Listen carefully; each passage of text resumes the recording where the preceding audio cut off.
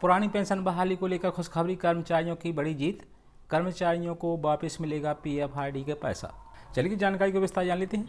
पुरानी पेंशन की बहाली के सामने कर्मचारियों की लामबंदी अब रंग ला रही है। दरअसल कर्मचारियों के दबाव के आगे पीएफआरडीए झुकता नजर आ रहा है, क्योंकि पीएफआरडीए की तरफ से एक नोटिफिकेशन जारी करते हुए यह बताया गया है कि आगामी सोमवार को नेशनल पेंशन स्कीम के तहत जिन कर्मचारियों को पैसा जमा किया गया था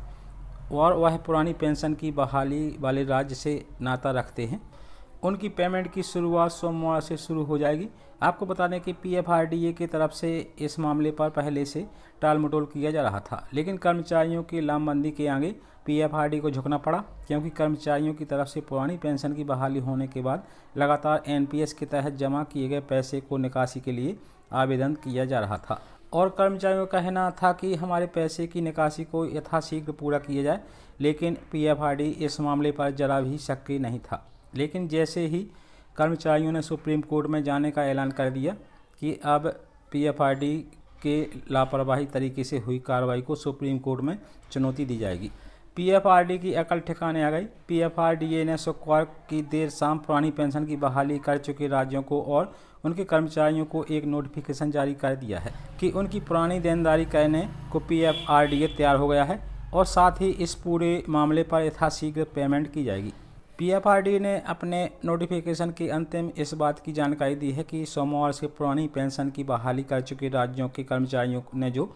एनपीएस के तहत पैसा जमा किया था और वह पैसा निकालना चाहते हैं, उनको देने की प्रक्रिया शुरू कर दी जाएगी। हालांकि इसके पहले कर्मचारियों की तरफ से जमा किए गए पैसे के मामले पर पीएफआरडी ने इस बात को साफ कह दिया है था कि अभी उनके पास पर्याप्त वित्तीय व्यवस्था नहीं है, लेकिन वित्तीय व्यवस्था होने के बाद वह कर्मचारियों के पुरानी देनदारी को दे देगा। अब यहाँ पर कर्मचारियों की बड़ी जीत मानी जा रही है, क्योंकि जिन राज्यों ने पुरानी पेंशन की बहाली कर दी है और कर्मचारियों को पुरानी पेंशन मिलने को प्रक्रिया लगभग पूरी हो चुकी है,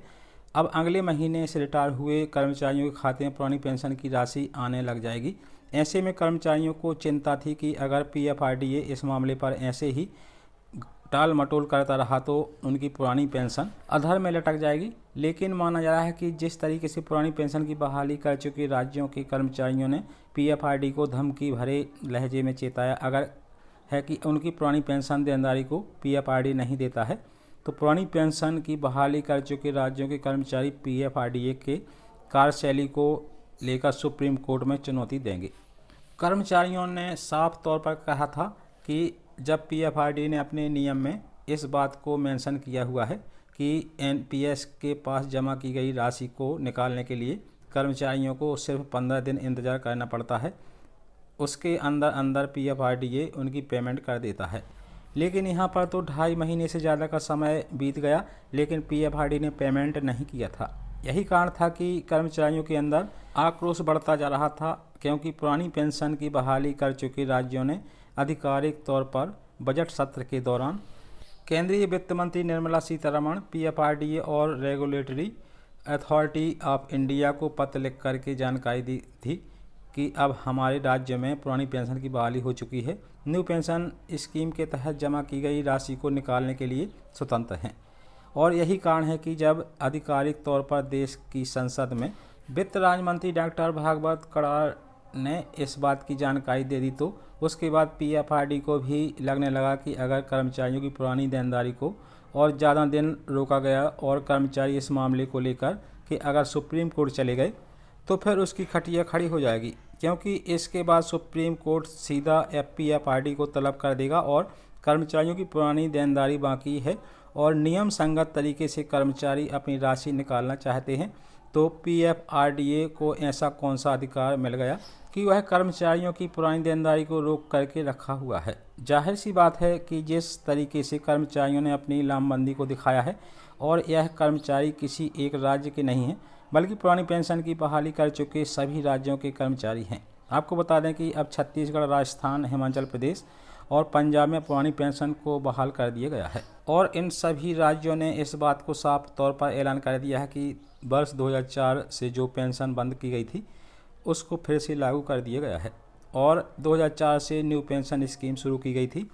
उसको पूरी तरीके से बंद कर दिया गया है। हालांकि छत्तीसगढ़ में और हिमाचल प्रदेश में कर्मचारियों को न्यू पेंशन इसके या फिर पुरानी पेंशन स्कीम को चुनने का अधिकार मिला हुआ है। इनमें से कर्मचारी कोई भी एक पेंशन व्यवस्था को चुन सकते हैं, लेकिन बाकी के राज्यों में पुरानी पेंशन का ही अब एक विकल्प रखने का फैसला कर लिया गया है। सरकारों को लगता है कि अब न्यू पेंशन स्कीम के तहत कर्मचारी आगे अपनी राशि को जमा नहीं करना चाहते हैं, लेकिन इतना तय माना जा रहा है कि जिस तरीके से यहाँ पर PFRDA आखिरकार कर्मचारियों की मांग के आगे झुक गया है और उसने साफ तौर पर नोटिफिकेशन जारी करते हुए कह दिया है कि सोमवार से कर्मचारियों की पुरानी देनदारी को देना शुरू कर दिया जाएगा।